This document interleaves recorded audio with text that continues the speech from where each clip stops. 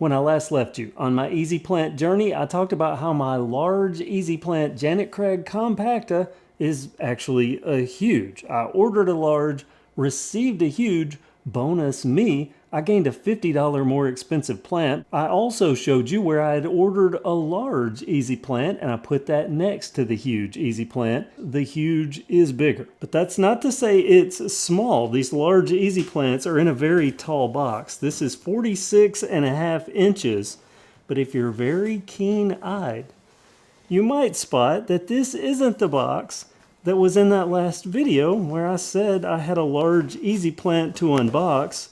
This is the warranty for that plant, which is an entire story, but easyplant does stand behind their product. So just a quick look at this box. All the usual stuff, self-watering pot. The large and the huge have the same size pot. It's their Agatha pot. Water only once a month, though this particular plant is a once every 2 months waterer. Let's get right into it, or at least I'm gonna try. Filming these large and the huge easy plants a little difficult. They're so big. I mean, that's really, they mean it when they say large or they say huge. Let's get this undone. Oh, it's the other side. You know, the side that says open here. Let's take a peek and see what this easy plant is. One of the most popular starter plants. But I'm well into my easy plant journey, but I don't know how well you can see. It's a snake plant, a golden snake plant. I'm gonna try to slide it out. That was my new plan. I thought this up post my last unboxing, which again, I filmed, but I ended up having to take emergency measures for the plant. I'll cover that in another video, but let me get this out. And look at that, very, very little dirt came out of this one. That means all the dirt's still in there. I always like to share the fun parts, the unpackaging part. See, nope, these large, sometimes you don't get that one clean pull down. Ooh, this is working better than normal.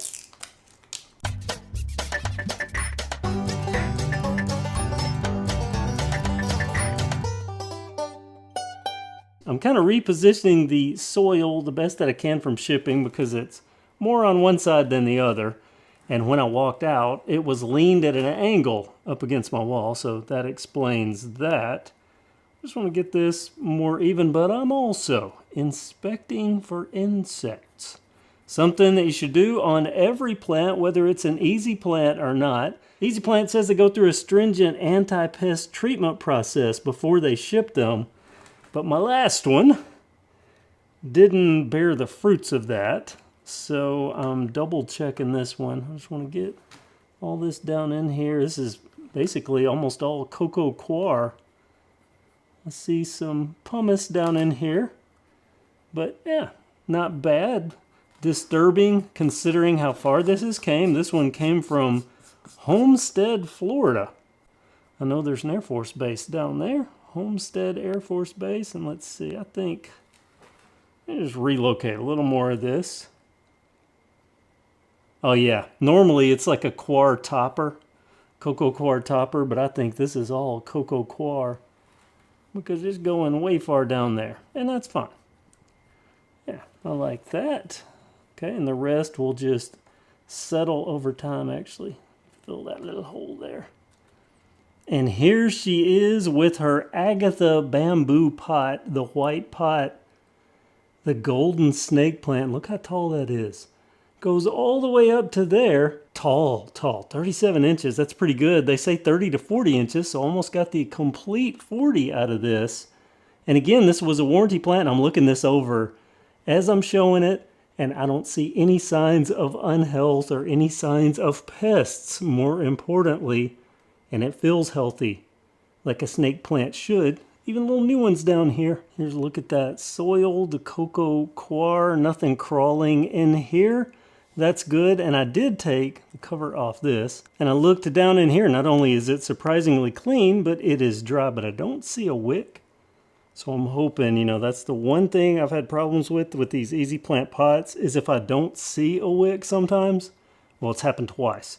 If I don't see a wick, sometimes they'll get caught up in assembly and they don't go all the way down, but we'll find out, because I'm also gonna only fill this to about here, because it's a snake plant. They don't need much water. Once every 2 months for these, I'm gonna let it show off its drought tolerance. Anytime I see anything shiny, I look, but that's just cocoa coir stuff. Yeah, I don't see anything moving. I do see one little bit of damage right there. A little bit of shipping damage right there. But I mean, you're gonna have that anytime you have a plant shipped, but this looks really good. And it's big. I mean, this is a nice plant. Is it worth $129? Well, it is to me. As long as it holds up, you know, they warranty them for 90 days. That is one thing I noticed. They did have a 1-year option you could add on for plants, but I don't see it anymore.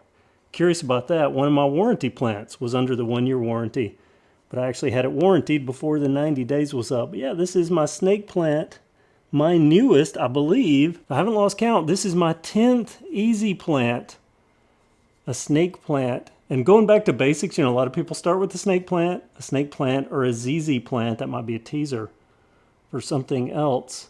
But I went with snake plant because I want to put this in a corner that doesn't get so much light, and this should be able to tolerate it. Now, just looking at the variation in this color here, this is about perfect. This is about exactly what they should be, and I see a little rough edge there. Again, but overall, this is quite good. I mean, these feel healthy. One of the reasons I chose a snake plant is in this guide. I collect these like trading cards because they have all the information about the plant, including the care. But look at this. A snake plant, the golden snake plant, pretty much any snake plant that I'm aware of, you could put them practically anywhere. From a dark room that only has room lighting to indirect lighting of varying levels, even direct sun streaming in on this. It won't care. It's a snake plant. As long as you water it properly and don't overwater it, and don't get pests on it, but they're not even that prone to pests from what I've been reading. Let me cut in here and stress something about the watering of a snake plant. Now, I'm no expert on a snake plant. This is my first one, I will admit that. Though I did do a month of research on both snake plants and ZZ plants, and I discovered these are plants that really like to dry out the soil completely before they're watered. That mimics their natural environment. So what I'm gonna do is I'm gonna take this bamboo stick, I'm just gonna stick this down in the soil here, and I'm going to go all the way to the bottom. That's to the bottom of this tub, so it'll be around this area somewhere. And I'm going to pull this out, and look at that. That is not dry. That is wet soil, or damp soil, moist soil, down at the bottom. So about the bottom, 2.5 inches.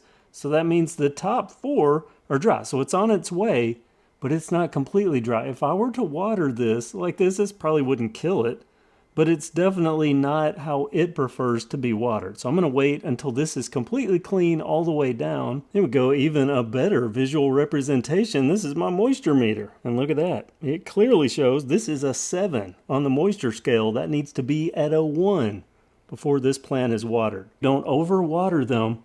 They'll be healthy and happy no matter where you put them. And that's what I'm banking on. So there we go, an easy plant, a large. You can see how big it is. It's pretty big. And it's in the Agatha pot, the same pot as the huge easy plants, but you can only get a snake plant up to the large. They don't sell a huge. So this is the biggest snake plant that they offer, and I understand why.